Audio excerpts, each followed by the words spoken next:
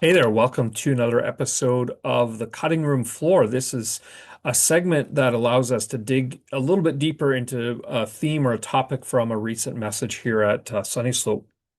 Last Sunday we looked at Matthew chapter 4 and we explored the sin of gluttony. And one of the things I tried to bring out is that gluttony is really not just about or even mainly about overeating. That's how it's often portrayed, but it actually has to do with how we live governed by our appetites and some of the different ways we do that. I didn't get very far into this. I kind of outlined that, but I found I wanted to bring out some of the nuances of gluttony. I came across an acronym. It's an acronym FRESH that kind of brings out some of the different ways that we might experience gluttony. Um, and this acronym I found it in a book by Rebecca Canine-Dyke DeYoung, and the book is called Glittering Vices, and she has a chapter on gluttony. And this acronym FRESH, which I'll come to in a minute, it's kind of building on the work of a much, much earlier author named Gregory the Great. But this acronym is updated. So in FRESH, each of the letters stands for one of the different ways that gluttony might come out. So for example, fastidious eating. Fastidious is, I mentioned this in the message, it's being really, really picky about exactly what we eat. And it's not that you're overeating, but it's more that the person, it's the person who has to have everything cooked exactly a certain way and wants it, cannot tolerate food. And we're not, by the way, we're not talking about for medical need or diet or like, allergies. We're talking about just preference. It has to be exactly right. And if it's not cooked exactly right, the person won't eat it. That's fastidious eating. Uh, Ravenous eating is the person who fears missing out. And so this is the person who fills their plate with food so much that they probably won't be able to eat it all, but they're afraid that somehow they're going to miss out. So it's the person whose eyes are bigger than their stomach. Maybe you've been in a buffet line before and you see that a person, it's almost like they put three or four size helpings on their plate, not realizing that they can take a small portion and then come back later if they're still hungry. It's like they want to take as much as they can and eat it before anyone else can get to it. Eating excessively is eating. It's not just eating to be nourished and to enjoy food, but it's eating way past the point of being full. And American culture really encourages this because you can supersize just about every meal. It's like you're never going to turn down food. You're always eating more and more and more.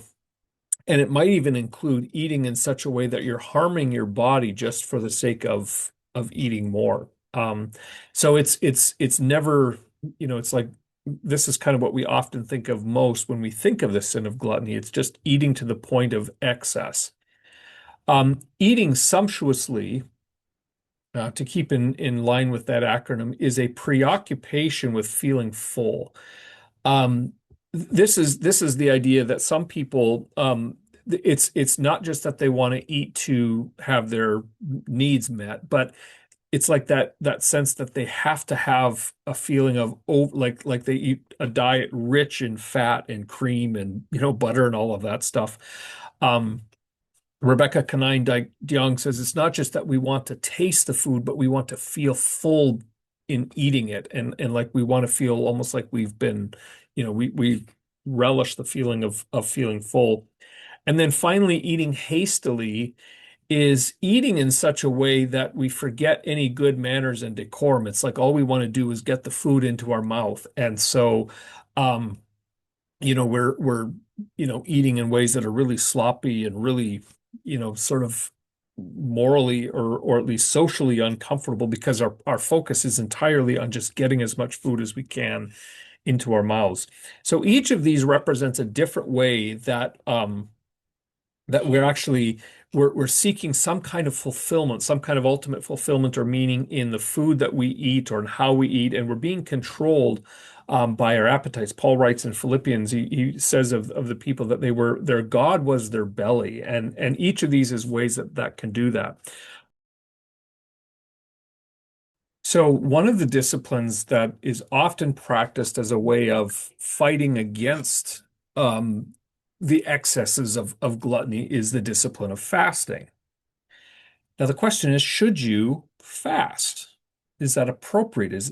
For some of you, this is a completely new practice. It's something that you're not used to. It's something you've never done.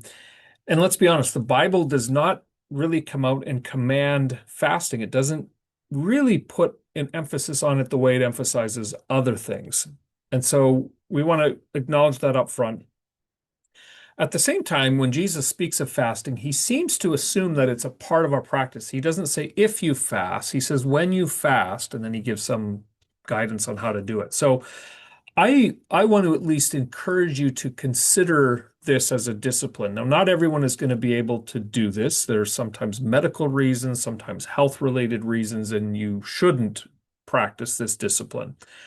But if that's not an issue for you, what are some ways that you might practice this discipline?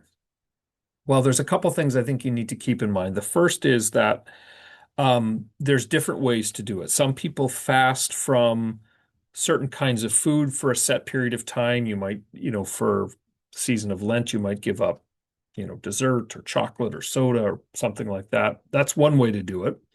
I'm not convinced that's the best way to do it because I'm not sure that that really accomplishes so much of the purpose.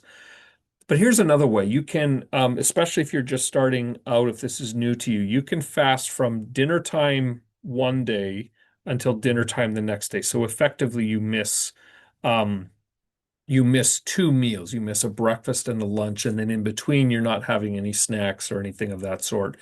And you should always be drinking liquid while you're doing this. But more importantly, there's a couple things that you should be paying attention to.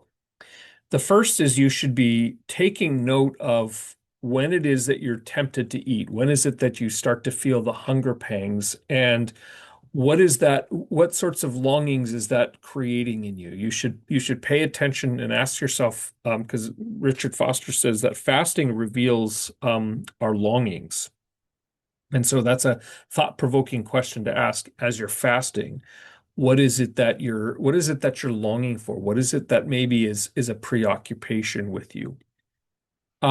Sometimes fasting is used as during a time of, say, you have a very difficult decision to make, or it's maybe a time in which you're dealing with a particular sin in your life. Those are also other occasions and reasons to fast. Whenever you fast, fasting should always be done with prayer.